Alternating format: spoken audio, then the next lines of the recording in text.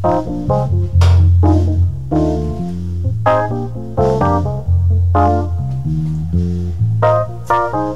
on earth became of Watkins?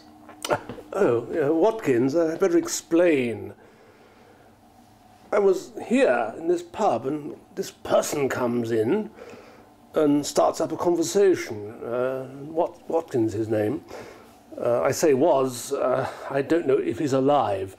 And I have to explain that to you, I suppose.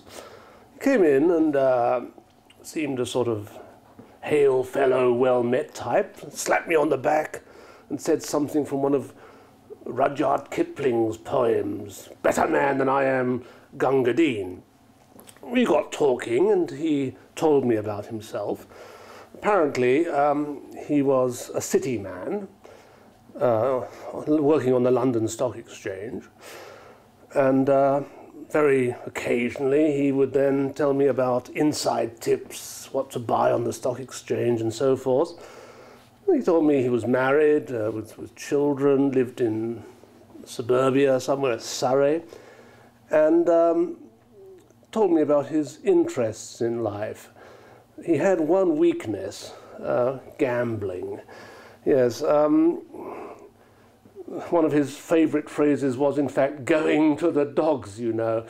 He also bet on horses and said something rather strange for him, I thought. He said that gambling was the devil's parody of faith. Apparently he'd been through one of these religious phases and it left him with an interest in the occult and black magic and that kind of thing. He didn't talk much about it, but he said he was interested in paranormal activities. And he also told me that he was a freak for computers. First of all, he didn't believe in computers, all this modern technology stuff. But in fact, at the London Stock Exchange, they put everything onto computers. It was called the Big Bang. And he says, well, if you can't break them, then join them.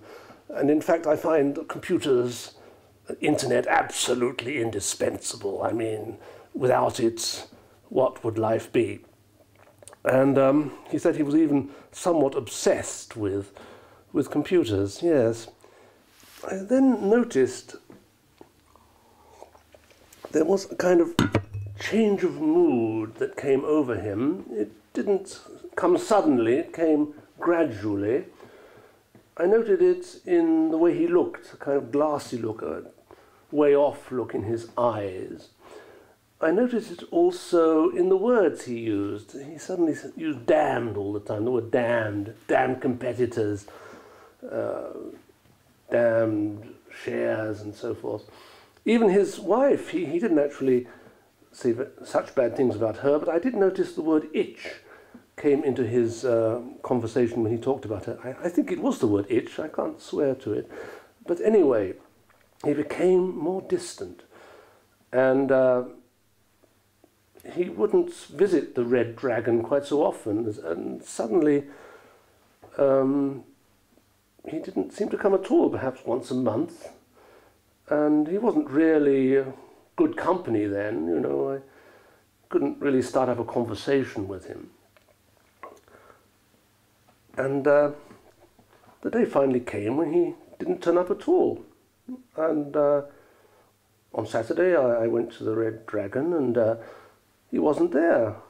After a month or so I asked the barman, hey Ted, what's happened to Watkins? And Ted, you can ask him yourself. He said, "What, Watkins? He done the bunk, you know, yeah. He suddenly disappeared. The police came round asking about him, but nobody knew, and big mystery. I think his wife lives somewhere in Surrey, in suburbia there." So, well, anyway, I thought I must get to the bottom of this, because I was a private investigator at one stage in my life. And so I found out the address. I went to the home, semi-detached, and the wife opened the door. At first, I think she didn't really want to let me in, but I smiled and she did so. And then she explained that he used to come home in this funny phase of his, sort of kiss his wife and little daughter, Debbie, and then lock himself up in his computer room for hours on end. And he got longer and longer, and she was very, very worried about him.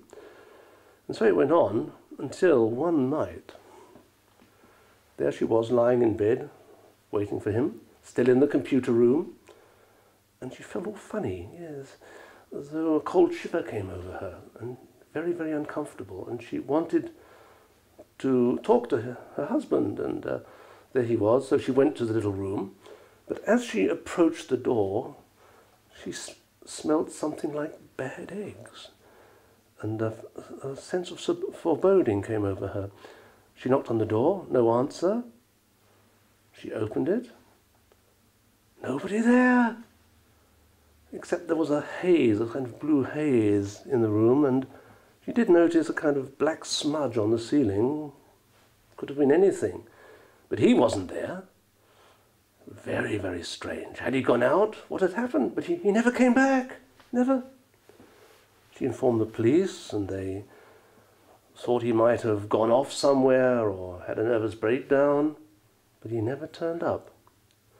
And then she said, yeah, well, he did leave behind this slip of paper. It's got something on it. I don't know what it means. There's all these just letters and numbers. I don't know if you want it. I said, oh, all right, I'll take it home and have a look. Perhaps there's some clue. And so it was obviously something to insert in the computer. And so there I was at my computer desk, and I began inserting this number in the address block. And as I did so, it suddenly became very cold.